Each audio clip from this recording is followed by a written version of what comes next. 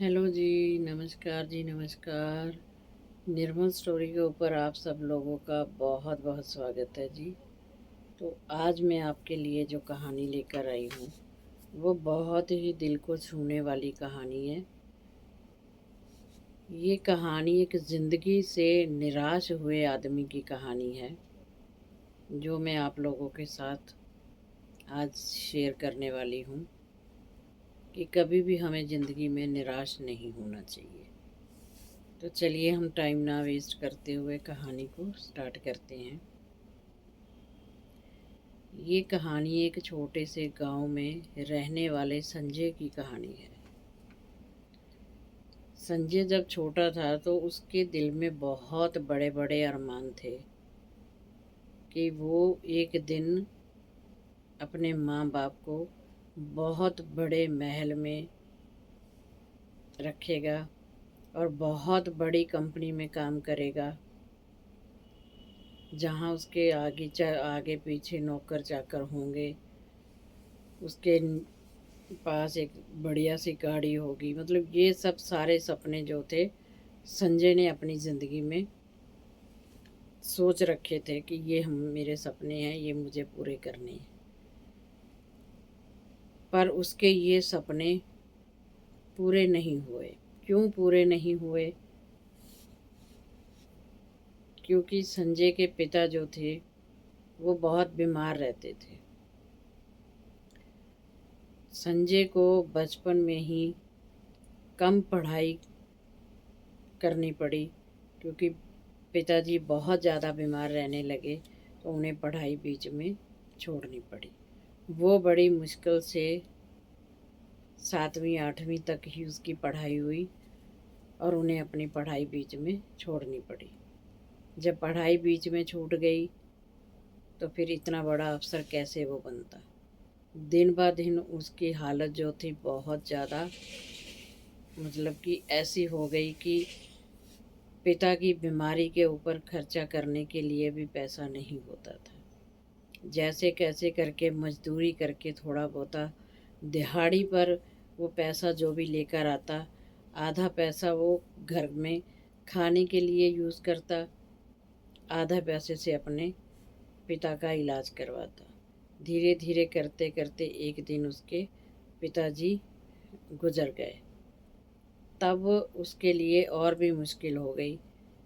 पिताजी चल बसे तो माँ रह गई। उसके बाद फिर से वो दिहाड़ी करके लाता, जो भी उनका हिसाब बैठता। धीरे धीरे उसकी माँ भी बीमार रहने लगी। तब वो जो भी पैसा लाता, आधा पैसा खाने पे लगाता तो आधा पैसा माँ की बीमारी में लगा देता। ऐसे करते करते माँ भी काफ़ी ज़्यादा बीमार हो रहने लग गई। तो उसकी माँ ने कहा कि बेटा मेरे जीते जी तू शादी कर ले। मेरे को कल को कुछ हो गया तो तेरे कम से कम कोई घर में तेरा खाना बनाने वाला, तेरी कोई देखभाल करने वाला आ जाएगा। तो बेटा तू शादी कर ले। तो बेटे ने कहा कि संजय ने बोला कि माँ शादी तो मैं कर लूँ, घर में तो पैसे नहीं है, बीवी को कहाँ से खिलाऊँगा। तो माँ ने बोला कोई बात नहीं बेटा, उनके हिस्से का भी आ जाएगा, तू शादी कर ले। संजय ने माँ के कहने पर शादी कर ली। शादी के 6 महीने बाद ही संजय की माँ का भी देहांत हो गया। उसके बाद संजय अपने बीवी के साथ रहने लगा। साल 6 महीने के बाद संजय के घर में एक बेटे ने जन्म लिया। उसके 1 डेढ़ साल बाद बेटी ने जन्म लिया। तब संजय के 2 बच्चे हो गए, छोटे छोटे 2 बच्चे थे। और वो इसी तरह से कभी उसको दिहाड़ी मिलती कभी नहीं मिलती। तो एक दिन उसके दोस्त ने बोला कि ऐसे ऐसे मैं किसी कंपनी में काम करता हूँ, तू भी वहाँ मेरे साथ कंपनी में काम कर ले। उसने सोचा चलो ठीक है, रोज़ दिहाड़ी नहीं मिलती है, कंपनी में काम कर लेता हूँ, महीने में तनख्वाह तो मिल जाएगी। पर वहाँ पर भी जाके उसको निराशा ही हुई, क्योंकि वहाँ पर कभी तनख्वाह टाइम पे मिलती कभी नहीं मिलती, कभी आधी मिलती तो कभी पूरी मिलती। तो इस तरह से संजय बहुत ही परेशान था। वो जब घर जाता अपने बच्चों को देखता, अपनी बीवी को देखता कि उनकी ज़रूरतें भी वो पूरी नहीं कर पा रहा था। तो इस चीज़ से संजय जो था वो बहुत ही परेशान था, क्योंकि वो अपने परिवार की खुशियों का, परिवार की ज़रूरतों का ख्याल नहीं रख पा रहा था, ज़रूरतों को पूरा नहीं कर पा रहा था। रोज़ ही वो इसी परेशानी के साथ आता, परेशानी के साथ चला जाता, घर आता, घर से फैक्ट्री जाता, फैक्ट्री से घर आता, इसी तरह से उसका टाइम जो था निकल रहा था। एक दिन संजय बहुत ही ज़्यादा निराश हो गया अपनी ज़िंदगी से। उसको लगा कि मैं तो अपने ही परिवार के लिए बोझ ही बन गया हूँ, मेरे से कुछ नहीं होता है, मैं अपने बच्चों की ज़रूरतें ही नहीं पूरी कर पा रहा हूँ, तो मुझे जीने का कोई हक ही नहीं है। वो इसी निराशा में जाके रेलवे ट्रैक के ऊपर बैठ गया। इतने में वहाँ पर एक बुज़ुर्ग आया, फेरी वाला। उसने देखा, वो फेरी लगा के बुज़ुर्ग घर वापस जा रहा था, तो उसने देखा कि एक आदमी रेलवे ट्रैक पर बैठा हुआ है। तो बोला, बेटा यहाँ पर क्यों ऐसे बैठा हुआ है? तो संजय की आंखों से आंसू बहने लग गए। बोले, क्या हो गया बेटा? कहने लगा कि मैं बहुत ज़्यादा निराश हूँ अपनी ज़िंदगी से, मैं अपनी ज़िंदगी को ख़त्म करना चाहता हूँ। तो फेरी वाले ने बोला कि बेटा, ज़िंदगी तो एक ही बार मिलती है, तू इतना परेशान निराश क्यों है कि अपनी ज़िंदगी को ख़त्म करना चाहता है? उसने कहा कि मैं अपने परिवार की ज़रूरतें नहीं पूरी कर पा रहा हूँ। मैं जिस फैक्ट्री में काम करता हूँ वो कभी मुझे आधी तनख्वाह देते हैं, कभी मुझे देते ही नहीं हैं, तो मैं कहाँ से अपने परिवार की ज़रूरतों को पूरा करूँ?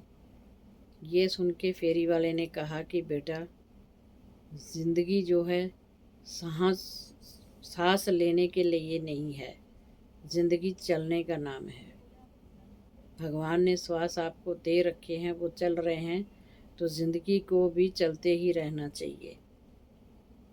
अगर तू चला जाएगा, आज तू इतना परेशान है अपने होते हुए, अब देख रहा है कि अपने बच्चों की ज़रूरतें पूरी नहीं कर पा रहा है, कल को तुझे कुछ हो गया, जब तू चला गया दुनिया से, तब तेरे बच्चों का ध्यान कौन रखेगा? तब उनकी ज़रूरतें कौन पूरी करेगा?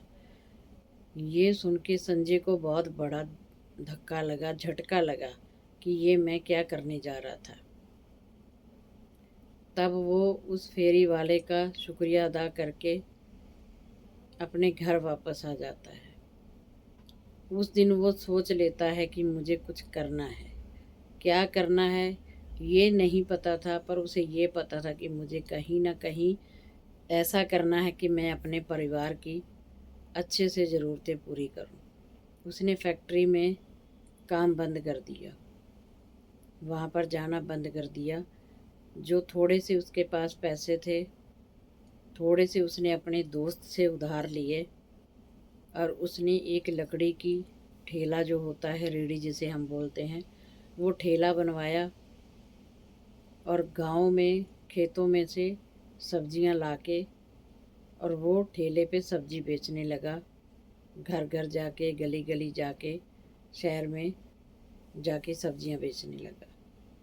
सब्जी बेचते बेचते उसको कभी 100 रुपया मुनाफा, कभी 50 रुपये, कभी 100 रुपया, कभी 50 रुपये, इस तरह से उसे थोड़ा थोड़ा मुनाफा होने लगा। तो उससे थोड़ा सा उसका घर का जो हालात थे वो सुधरने लगे। घर में अच्छे से रोटी बनने लगी, बच्चों की ज़रूरतें पूरी होने लगी। धीरे धीरे धीरे धीरे करते 2-3 साल में पता ही नहीं चला कि कब उसकी इतनी बड़ी कमाई होने लग गई कि उसने रेहड़ी छोड़ के अपनी सब्जी की एक बहुत बड़ी दुकान बना ली, जहाँ पर रोज़ उसको हज़ारों रुपए की आमदनी होती थी, हज़ारों रुपए का मुनाफा होता था। तब संजय को उस फेरी वाले की बात याद आई कि ज़िंदगी चलने का नाम है, रुकने का नाम नहीं है। ज़िंदगी चलती रहनी चाहिए, हमें कभी भी हिम्मत नहीं हारनी चाहिए। जिस तरह से संजय ने हिम्मत से काम लिया, उसने हिम्मत नहीं हारी, और उसने छोटी सी ठेले से, छोटी सी रेहड़ी से एक इतनी बड़ी उसने दुकान खड़ी कर ली कि आज वो अपने गांव में सबसे अमीर आदमी बन गया। अब सब लोग संजय संजय करते किसी को पैसों की भी ज़रूरत होती है, जी संजय जी से पैसे ले लो उधार, वो दे देंगे। और वो संजय दे भी देता था लोगों को, उधार दे के मांगता भी नहीं था, लोग अपनी मर्जी से उसको पैसे वापस कर देते थे। इस तरह से जैसे संजय ने हिम्मत नहीं हारी और अपनी ज़िंदगी को आगे एक नई दिशा दी अपने परिवार के लिए, इसी तरह से हमें इस कहानी से ये शिक्षा मिलती है कि हमें भी कभी ज़िंदगी में हार नहीं माननी चाहिए। ज़िंदगी में उतार चढ़ाव तो आते ही रहते हैं, पर हमें ज़िंदगी में हर मुसीबत का डट कर सामना करना चाहिए, हर मुश्किल से का डट के सामना करना चाहिए। जीत एक दिन ज़रूर होती है। जब हम डटे रहते हैं तो मुश्किलें पीछे हट जाती हैं, तब हम कामयाबी के रास्ते पर आ जाते हैं। अगर दोस्तों आपको ये मेरी कहानी अच्छी लगी हो तो लाइक और शेयर ज़रूर करिएगा। चैनल पर पहली बार आए हैं तो चैनल को सब्सक्राइब कर लीजिए, बेल आइकन प्रेस कर दीजिए ताकि आने वाली नई वीडियो की नोटिफिकेशन मिल सके। तो आगे मिलते हैं दोस्तों एक और नई कहानी लेके। तब तक आप सब खुश रहें, हंसते रहें, मुस्कुराते रहें और हमें इजाज़त दीजिए। मिलते हैं आप लोगों के लिए एक और नई कहानी लेके।